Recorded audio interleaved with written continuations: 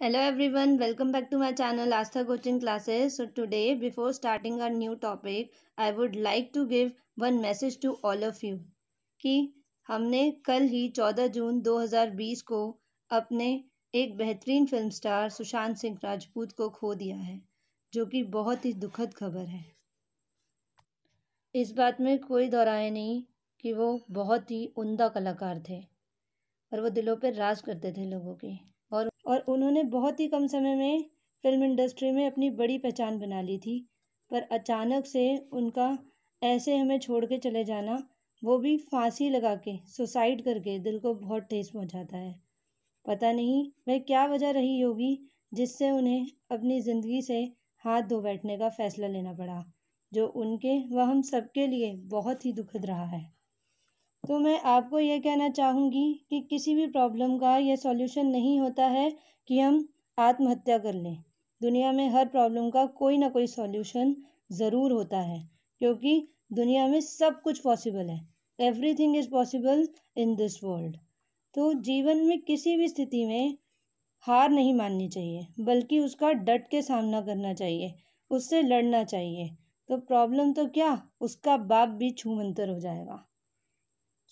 मैं आप सबसे यही गुजारिश करना चाहूँगी कि कभी ज़िंदगी से हार ना माने। जैसे ये कोरोना वायरस चल रहा है, इसमें भी हमें अपनी विल पावर स्ट्रांग रखनी है, बिल्कुल नहीं डरना है। ये बुरा समय ख़त्म हो जाएगा और अच्छा समय भी आएगा। All is well. So let's start with our new topic, conditional sentence structure 2 formula. Conditional sentences वही वाले थे जो मैंने आपको पहले भी बताए थे कि अगर करके जो बनते हैं कि अगर ये होगा तो ये हो जाएगा वाला, बट वो स्ट्रक्चर 1 था और अब मैं आपके लिए स्ट्रक्चर 2 लेकर आई हूँ।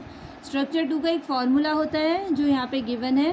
पहले हम इफ़ लिखते हैं, प्लस सब्जेक्ट, प्लस वर्ब की फर्स्ट फॉर्म या वर्ब की फिफ्थ फॉर्म यूज़ होती है, प्लस ऑब्जेक्ट, ठीक है, फिर सब्जेक्ट लगता है।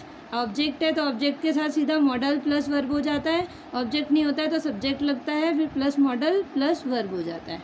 ओके, और किसी किसी सेंटेंस में दोनों चीज़ें होती हैं, ऑब्जेक्ट भी होता है सब्जेक्ट भी होता है, तो वो दोनों लगते हैं। दैट्स वाई ये ऐसे दिया हुआ है, ठीक है। वैसे कुछ लोगों को ये वाले सेंटेंसेस विदाउट फार्मूला ही समझ में आ जाते हैं, वो इजीली करते जाते हैं, बट जिन्हें नहीं आते हैं उनके लिए मैंने एक फार्मूला यहाँ पे बना के लिखा है, तो आप इसका यूज़ करके इन सेंटेंसेस को बोल सकते हो। ये सेंटेंसेस आपके बहुत काम आने वाले हैं, तो मैं आपको बता देती हूँ एग्जाम्पल से। Number 1, if the fog gets thicker flights may be cancelled. कितना यूज़ करना पड़ता है हमें सेंटेंस का, है ना, अपनी लाइफ में।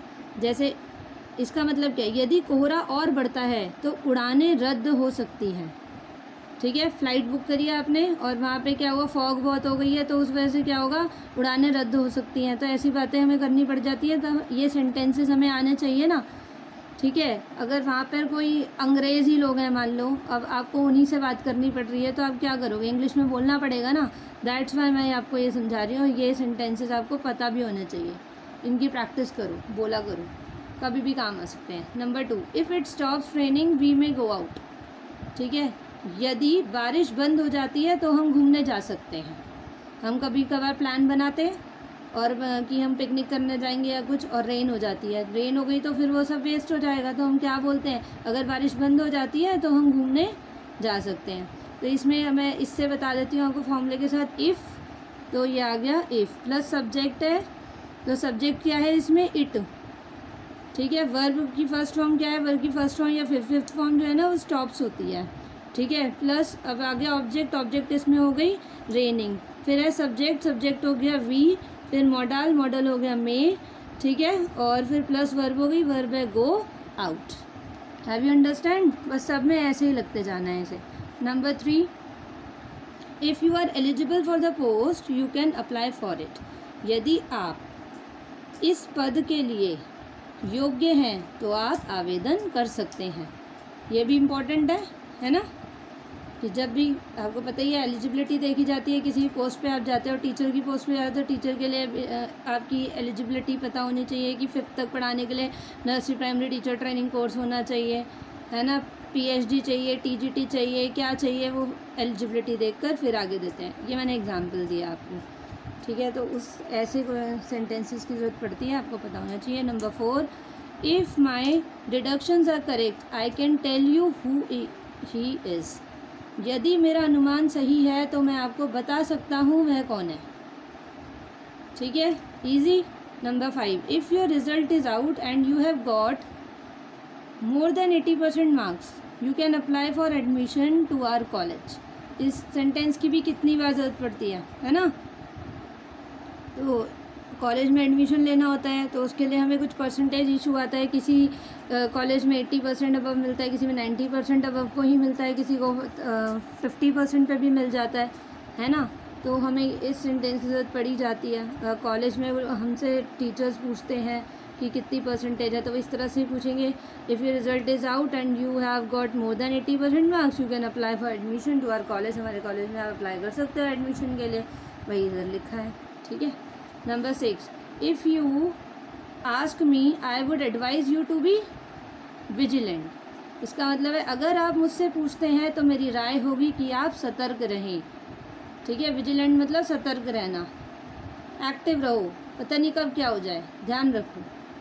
Number 8, if you want to be fluent in English this video may help you. यदि आप अंग्रेज़ी में धारा प्रवाहिता प्राप्त करना चाहते हैं तो यह वीडियो आपकी मददगार साबित हो सकती है। ये वीडियो आपके लिए मददगार साबित हो सकती है।